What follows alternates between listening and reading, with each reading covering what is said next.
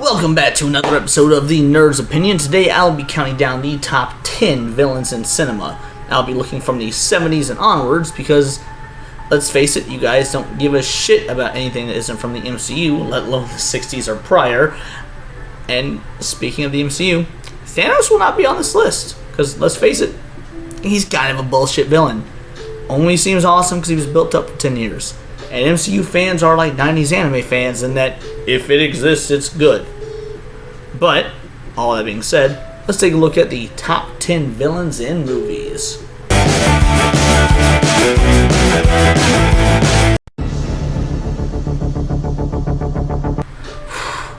Ever wonder what would happen if Mark Zuckerberg and Google's version for the cyber future panned out in real life? No? Not a fan of George Orwell? Well, then allow me to explain to you critically thinking, bankrupted clods. In Demolition Man, we have reached a utopia. And by that, I mean complete eradication of violence, hate, racism, and overall conflict at the cost of extreme censorship, overbearing government, and all restaurants being Taco Bell. Well, in a world like that, where you can get delivery diarrhea at any time of day, no wonder the ultimate evil would arise.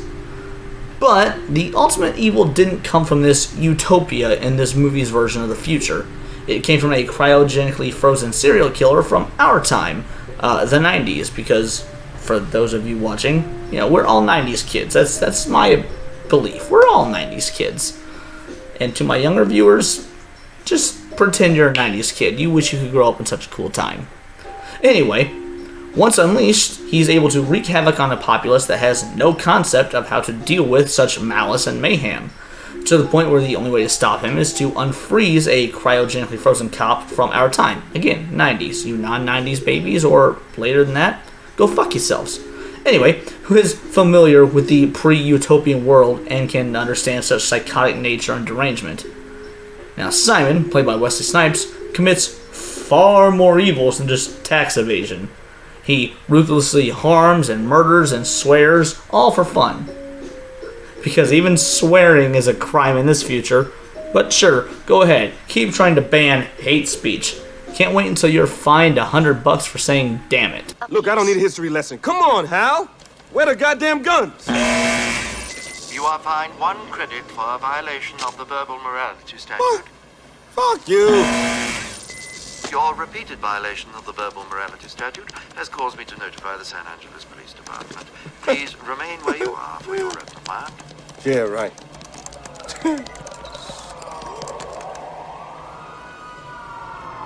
Fuckers are fast, too. The pure sadism in this character is enough to make you realize that maybe Saddam Hussein wasn't that bad. Oh boy. How do you go from blonde, sadistic, one-liner spouting Wesley Snipes to a frickin' ninja named after something you use at your cubicle every day? Simple. As bad as Simon was, he is an individual. I mean, granted, he gets kind of his own posse later on, but throughout most of the movie, he's an individual. He wasn't a trained assassin with an army at his disposal that threw the entire city of New York into chaos and fear. But hey. But I'll bet I never asked to look for a can opener. Orokusaki, or the Shredder, was a criminal mastermind that pillaged the largest city in the US with impunity, and was even successful in bringing down our favorite reptilian mutant quadruplets. Now, not only was he singularly a force to be reckoned with, but he was a master at taking advantage of the disenfranchised, misunderstood, and often impoverished demographic of young city-dwelling boys and men. With a larger recruitment network and trained ninjas at his disposal, he was able to build an army of youths that went from petty thugs to full-fledged battle machines, all while fulfilling their desires to lash out against an outside world that they felt abandoned them. Tyler Durden straight up stole this dude's idea, but didn't even teach ninjutsu. Now, here, you'll find the only animated, well, let me take that back. You'll find one of only 2 animated villains and the only Disney villain. Disney had a long stretch of villains being more memorable than their heroes. Ursula, Maleficent, Hades, all far more compelling than their protag. But none of these are as high up on the food chain as Scar. Which makes sense. With the Lion King just being Hamlet in Africa, it makes sense that such a Shakespearean villain be so memorable. But not only does he have arguably the greatest Disney villain song of all time, complete with Nazi symbolism and the voice of Jeremy Irons to iron out the performance. That's right, I'm a comic fucking genius. We have an oddly relatable villain with a simple goal of getting out of his brother's shadow. Like, Scar is nothing in terms of brawn, just like me. But all his villainy does come from his intellect, and better yet, we don't even know anything about his backstory. So many villains today need to have that tragic backstory that make them so relatable and make us almost sympathize with them. But not Scar. Scar didn't need that shit. He's so badass, his name is Scar. And yes, I know his name is whatever in Swahili that translates to trash, but his name is Scar. Look, he wants to rule the Pride Lands and will straight up murder his brother and a child to reach that goal. And even with his complete failing as a ruler, he doesn't care. He attained what he wanted. He's in control.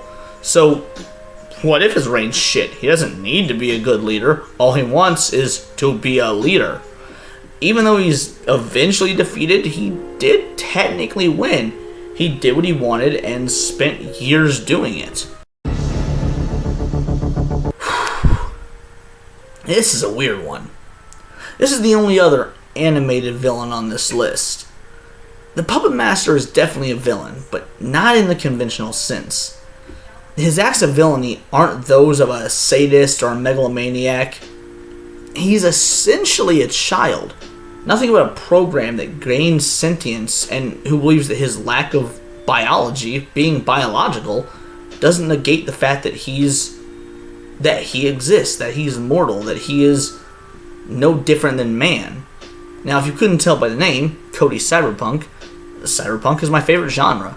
And this film is a staple, right up there with The Matrix and Blade Runner, and of course, if you're a literature fan, William Gibson's fucking Neuromancer book. But the Puppet Master is so much more than Agent Smith.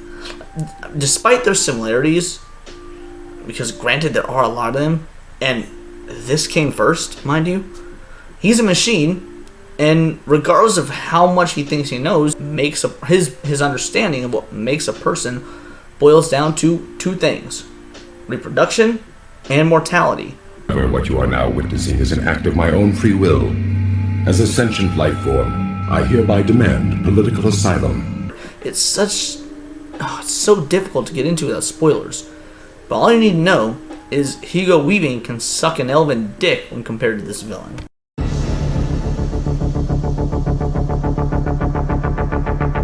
I'm not a Lord of the Rings fan. I mean, the movies are fine, special effects are great, acting is great, but I've always been more of a sci-fi guy than a fantasy fan. And Amazon's doomed to fail, The Rings of Power show, only furthers my belief in that. But even I can't deny that Sauron has gone down in the annals of the greatest fictional villains. I mean, the majority of films, you only see him as a giant floating eye. How impactful of a villain do you need to be if a simple eye is all it takes to be recognizable as a villain, and not just being an optical illusion of villainy? Can you tell I'm a father? Anyway, Sauron is effectively an incorporeal being, amasses armies to wage a world war for control, and his only foil are a couple of fat hairy midgets that can't afford shoes, a meth addict looking goblin that doesn't know how to speak proper English, and fuck it, that's it. Without them, army after army would have fallen to his onslaught, and in many instances did. Wizards feared him, armies trembled before him, and the public zeitgeist recognizes him as more than a mere pupil of evil. You are not going to get tired of this, I promise you. Anyway, that alone makes him worthy of being on this list. Here, you will find the only comic book villain on the list, and while I've made my opinions on Thanos clear, and while I personally like Willem Dafoe's interpretation of Green Goblin better, there's no denying that Alfred Molina as Dr. Otto Octavius, or Doc Ock, deserves a spot on this list. He is the ultimate example of the good man corrupted by his own hubris. A dedicated scientist and loving husband, his miserable failure broke him. And ultimately, that maybe could have done nothing but have him fade into a life of obscurity. But his genius proved to be his own undoing to a much larger degree. With his creation of 4 cybernetic arms, all with their own artificial intelligence, he unfortunately succumbed to their will after an accident when trying to create an artificial sun. And that does make sense. I mean, they were programmed to finish the experiment by any means necessary, whether that mean holding women hostage, robbing banks, or attempting to murder fucking nerds in a coffee shop. We have on display the ultimate example of when you let ambition devolve into obsession. And him being part of one of the greatest action scenes of the 21st century doesn't hurt either.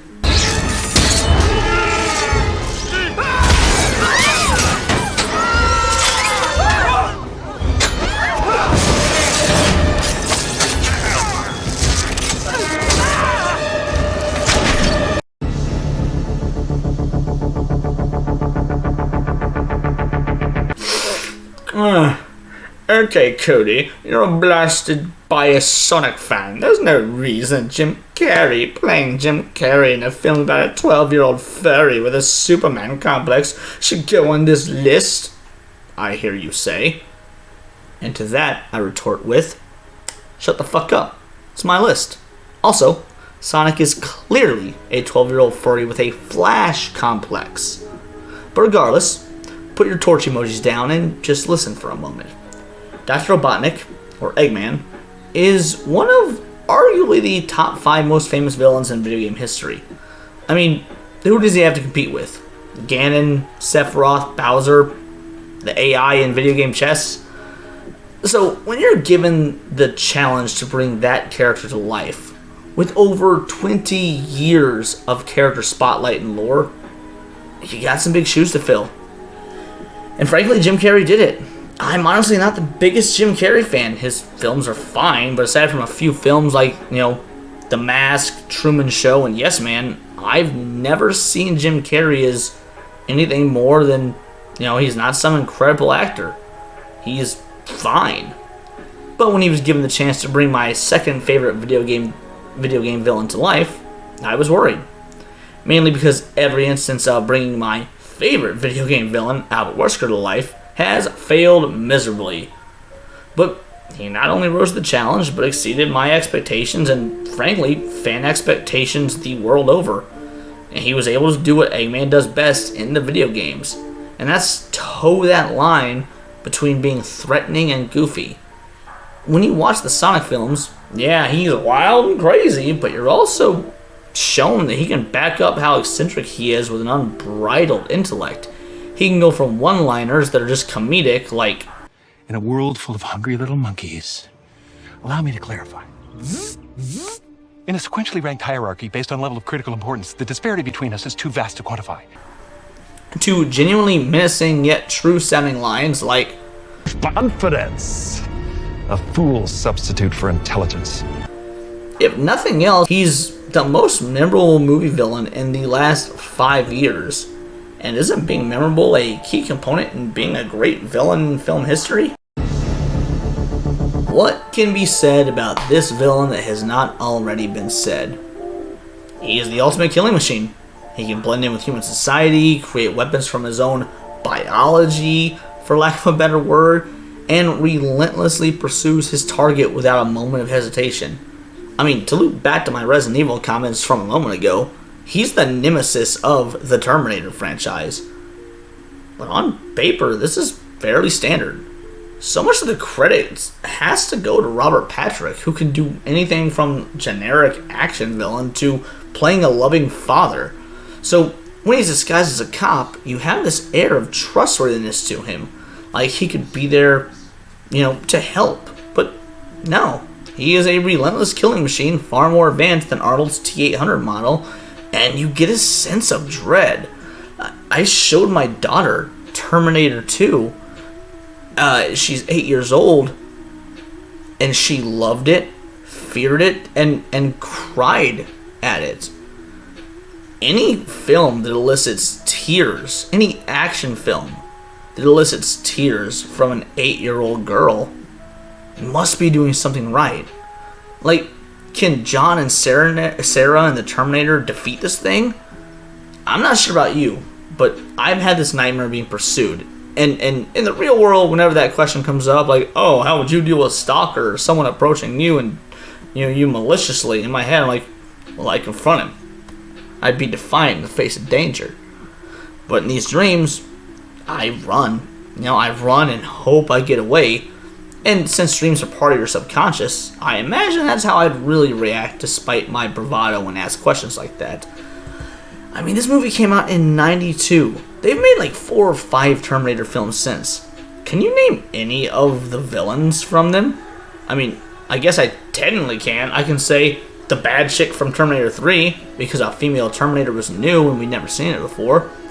But as a character, she isn't memorable. T2 crafted such a masterful villain that they haven't been able to escape, the shadow of in any subsequent film in the last 30 years. Never before, and not since, has a film seen such a terrifying pursuer. And I'll die on that hill. And given it's Terminator, it will probably be a hill of human skulls. Your fire, called the war Judgment Day. They lived only to face a new nightmare. The war against the machines.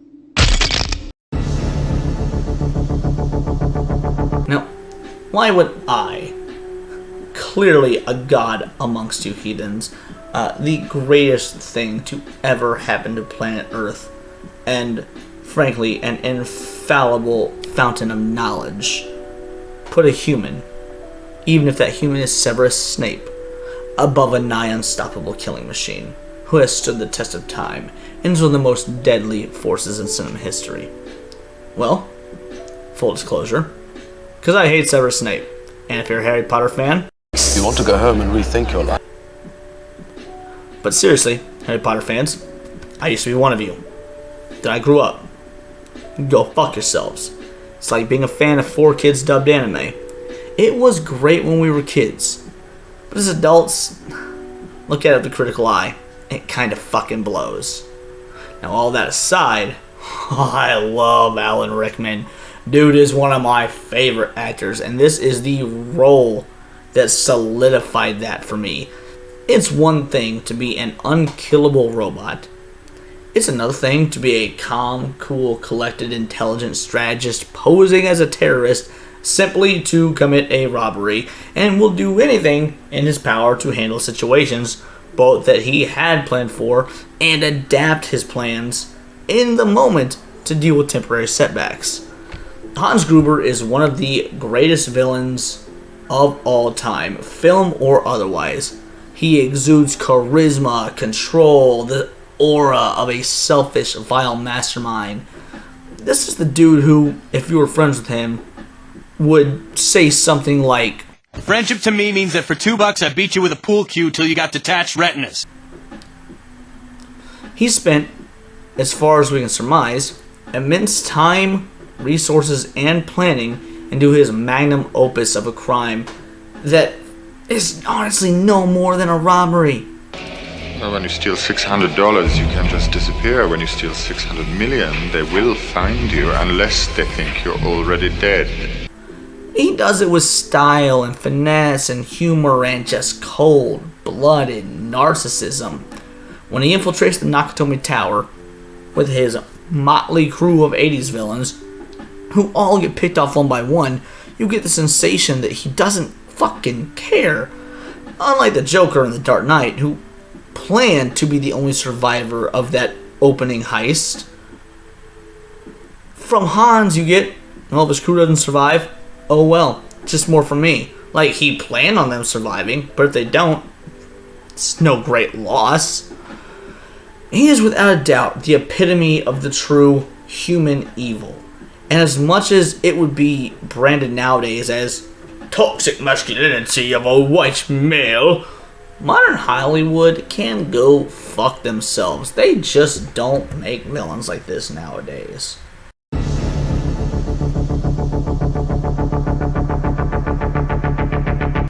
I've had Star Wars music playing in the background this whole time. The Dark Lord of the Sith is probably the single most famous depiction of evil in cinema.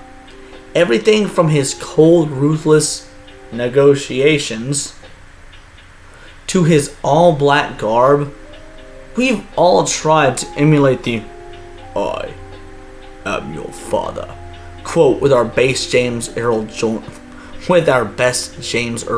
voice.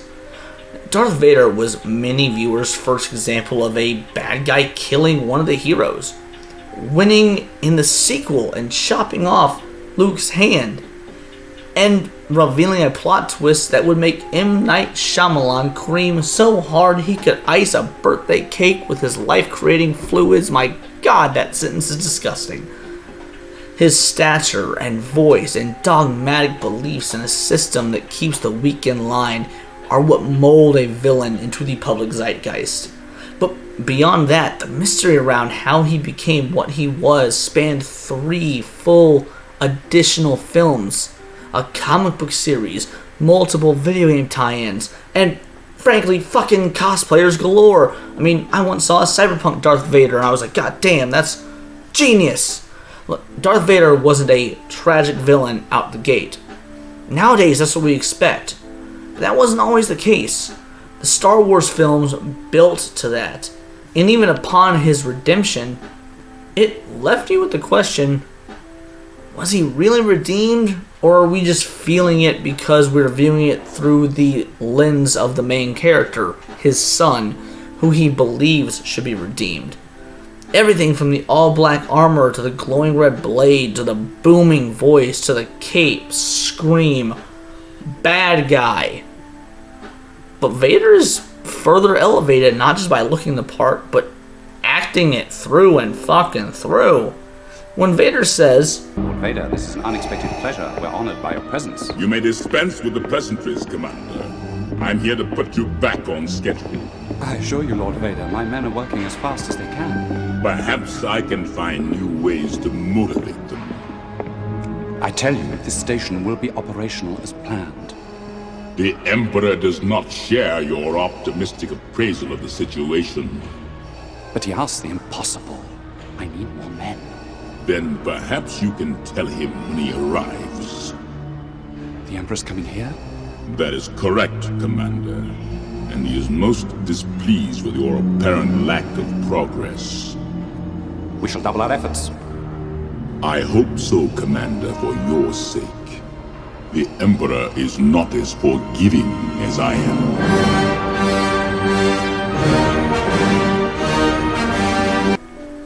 We immediately think, well, Jesus Christ, how hardcore is this Emperor dude?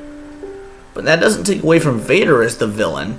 Rather, just sets a bar for the Emperor because we've already seen the horrors of Vader. He cuts off his own son's fucking hand. I'm a father. To any parent, this alone establishes his evil. Can you imagine maiming your own child into disability checks just to get them to maybe do what you want? Vader is the ultimate cinematic evil. Alright, everybody, that's going to wrap up our episode of The Nerd's Opinion. I've got several others if you want to check them out. Click any of these fucking things that are going to pop up, I don't know. And if you agree, disagree, who do you think I missed? Put in the comments below, and, well, gotta go fast.